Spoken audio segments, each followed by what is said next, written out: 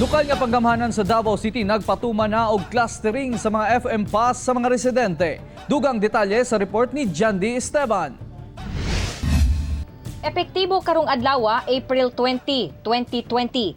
Gibahin na per district cluster ang mga barangay sa Davao City isip dugang control measure sa ginapatumang Food and Medicine Pass Coding.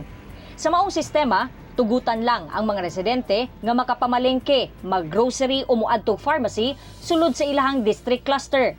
Dili pwede mo gawas ang mga residente sa ilang cluster. Gawas lang kung sila exempted sa ECQ tungod sa ilang trabaho. Magamit lang ang FM Pass sa laing cluster kung ang tambal nga giprescribe sa doktor dili available sa ilahang cluster.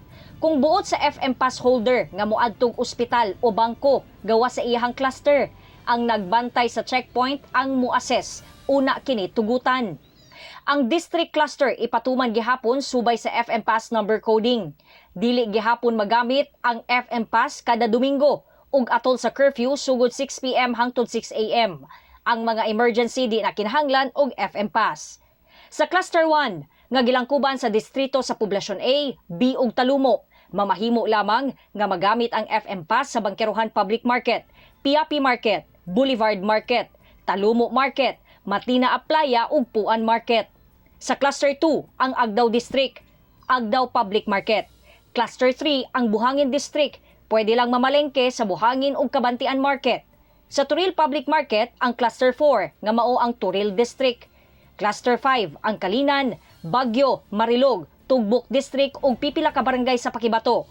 Pwede lang mamalengke sa Kalinan Public Market, Tugbok ug Mintal Public Market. Bunawan District ug pipila ka barangay sa Pakibato ug Island Garden City of Samal ang Cluster 6. Pwede ra mamalengke sa Sasa Market, Panakan Market, Tibungko, Bunawan ug Lasang Public Market. Ako si Jandy Esteban para sa One Mindanao.